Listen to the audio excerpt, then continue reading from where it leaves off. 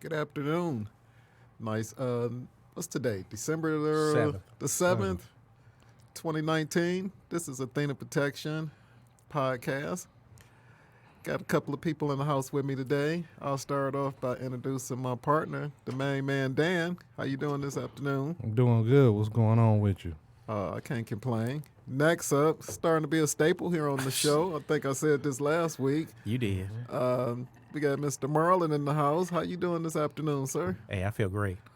Oh, that's always good to Oh, hear. yeah. Myself, Cool C. So let's go ahead and jump right into it, fellas. What we talking about today? Man, we got It's a whole lot. it's a lot to talk about. Obviously, I think we want to start off with Officer McLane being laid to rest. Most definitely. It was a sad occasion. They treated him like a hero. He received some commendations, promoted by the chief. You was there, right? I was there. I went. Awesome. Paid my respects, and I think we can, try to move on and, learn from this particular situation.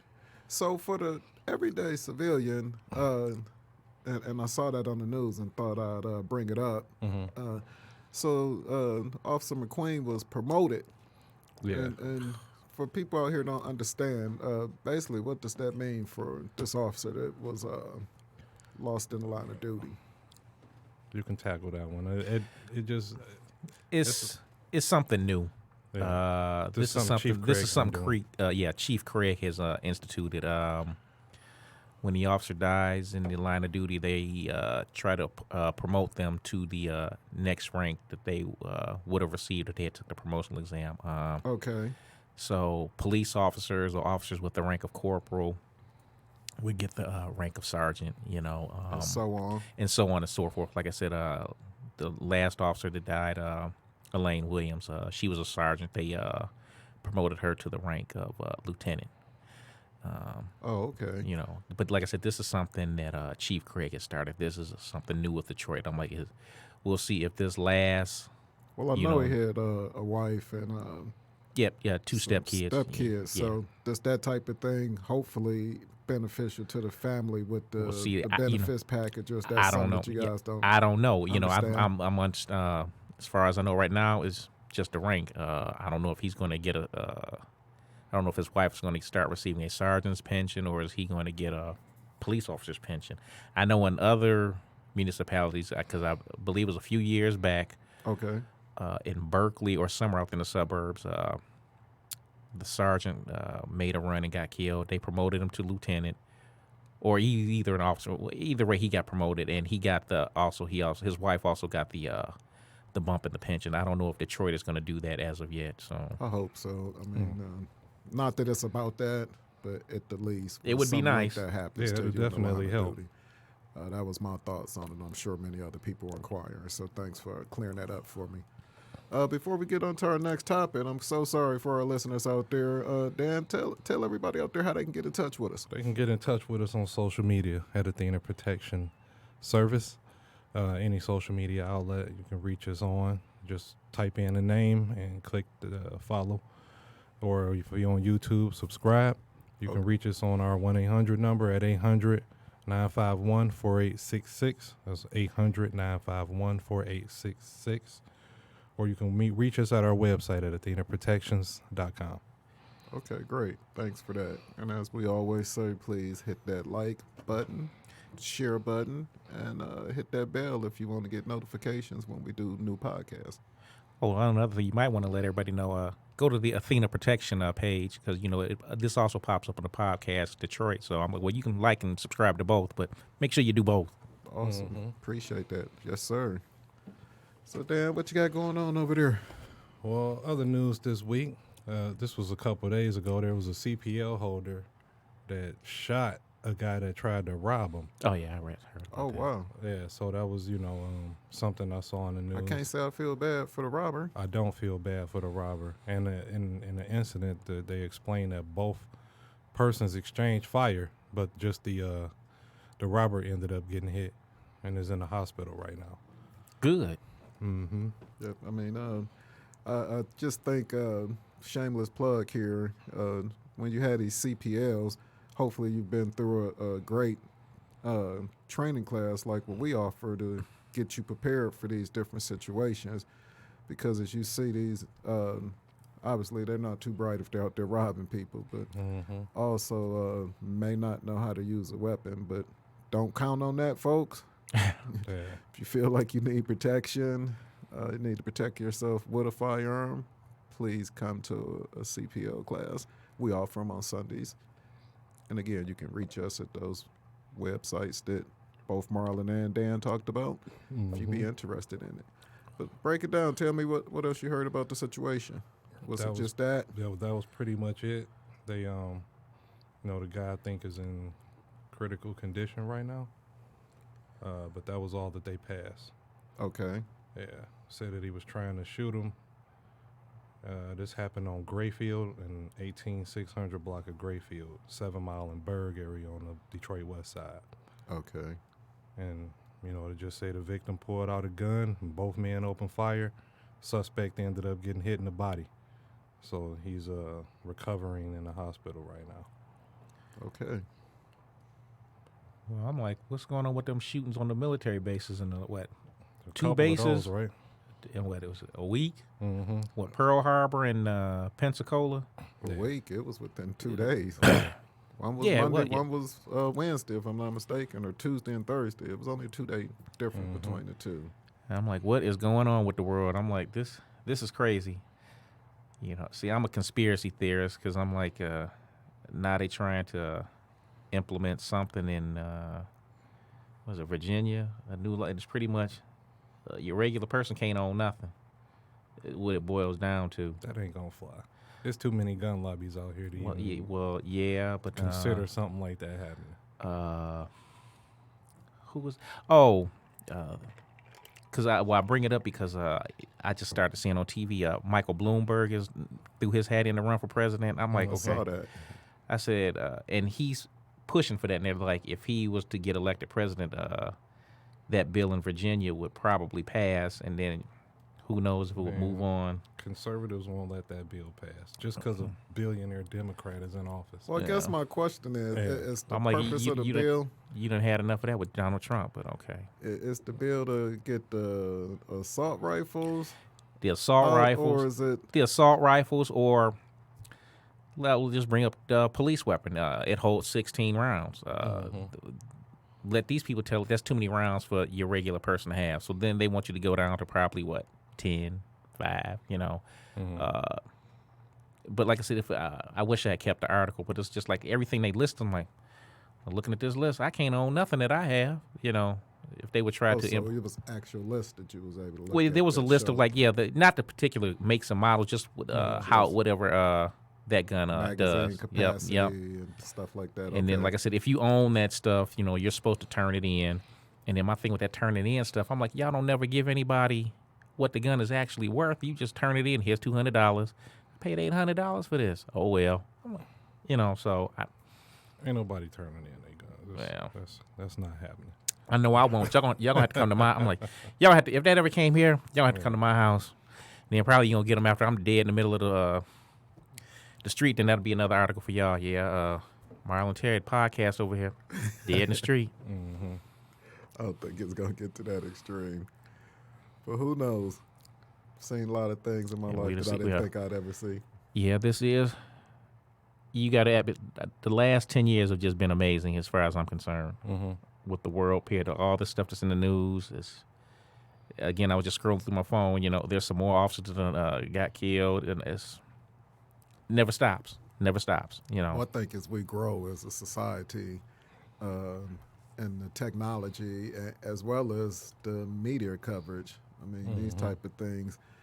Even when I think all the way back to the 90s with Rodney King, we know that there had been police beatings of especially African Americans like ourselves. There were things that were being done on a consistent basis and just wasn't any way to document it. Right. And I think now because, and not to jump around topics, but this incident with these guys that robbed a jewelry store, attempted to rob the jewelry store yesterday, I was actually able to see live footage of this incident from people that were literally right there in it and had the nerve to pull out their phone and try to capture this of it. And I know some of it was from police cam, but there were people pulling out cell phones and taking video and pictures of this, and they were in the actual shit. And see, and the funny thing now Is now this not the UPS truck? Yes. And the guys. And- I thought I was watching the Bad Okay. Boys all over they all again. say it looked like something out of a movie. And now, Yeah. see, here's the thing again. Now they're questioning those officers, like, because you had 2 civilians that also lost their lives in this. Now they're questioning, did the officers do the correct thing? I'm like, so I mean, I'm- these guys was gonna kill whoever they had right? to I'm kill. like, so I'm like, okay, Yeah. so, I have to side with you on this one, Mr. Marlon. but like I said, to even throw that out there, and I'm like, the way, and I'm gonna just say that all departments across this country, the way they do knee-jerk reactions because of the popular consensus or whatever's put on social media by somebody who really is of no consequence, you sit and change your policies. All that's gonna do is endanger your officers. That's gonna make them second guess themselves because they scared. And I'm okay. These people, like you said, you're absolutely. They did what they were supposed to do. Because if they hadn't stopped them, they'd have killed somebody else. It's unfortunate that these 2 people lost their lives, but It could have been. it could have been a lot. It could have been a lot more. A lot worse. And again, I just think because of the ability to, everyone has a voice now. Yeah. And They you do. know, I'm a huge do. sports fan. I love the NFL, the NBA, and how many times have we seen a coach get fired because of the social media buzz? Social media has given every idiot in the world a soapbox to stand on, and then That's why we do these podcasts. Right. hey, a few intelligent people slip through the cracks. So Yeah. not a lot, but a few. So I mean, we got to use it for good, and I think we're using it for good when we come out here and we do some things. You talked about something last week that I have to say you might be right about, and that's about them young officers. Uh-oh. We on the left off on department. that last week for We left anyone that's off on that. listening in. That Yeah, was a well, great see, topic. and So look. it's interesting because it sounds like Dan has see, I left it in the car. I got it a patch on my backpack. okay. It says politically correct, and then there's a red line through it. I'm not politically correct. See, I would have never guessed that. and it's like I said, I only say what I say because I care. And I'm like, a lot of people in positions, because they worried about politics, Exactly. I can't do that. I'm like, because I'm like, your decisions are harming people, be it the people that work or the people that are out there. And like I've said, I'm not dogging nobody at the academy. Right. I'm not, because I've spoken to officers from other jurisdictions, so it's not just Detroit, and it's not just the police department. It's the fire department, police, EMT. I've talked to many of supervisors that have some time, and everybody says, and everywhere, not just Detroit, these kids, they don't listen, they don't know what they're doing, and it's a whole different thing. So like I said, it's not just a Detroit problem. It's honestly probably the whole country's problem. Like these young kids, I can't put these down. Man, listen. Yesterday, I was talking to some officers. This was at the funeral or No, after the it's funeral? afterwards. It's Okay. afterwards. I'm talking, just talking to some people, 15 years or more. And, they were like, man, these kids, just that. They take selfies all day. They taking pictures in the car, and they don't listen. They don't know anything, I think, is a training issue. You know what I'm saying?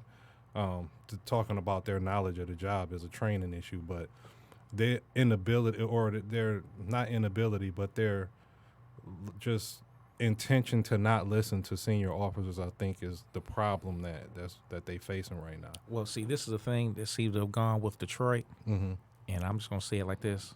Chief Craig has thrown a chain of command out the window because he's let officers know, you can email me anytime you want with anything. Okay, and I'm like, no, the chain of command is if you're having an issue with somebody, you talk to that sergeant. Right. You don't get nothing with them. You talk to that lieutenant. Right.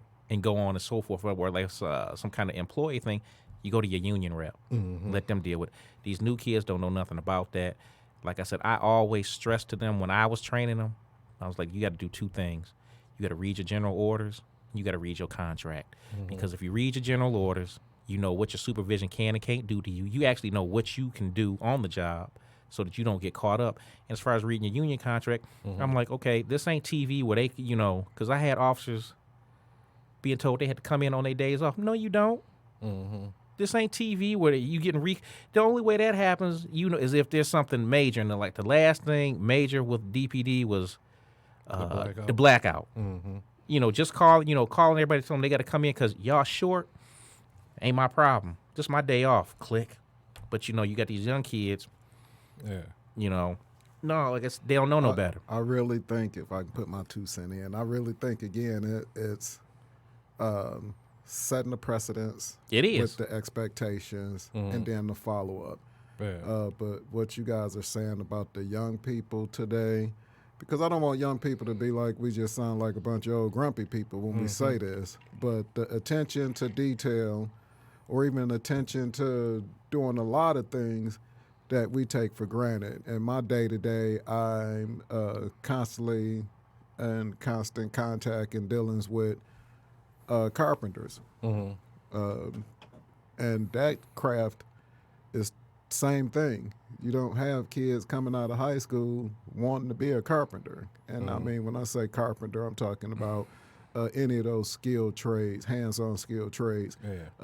They'll tell you that the field is dying out there.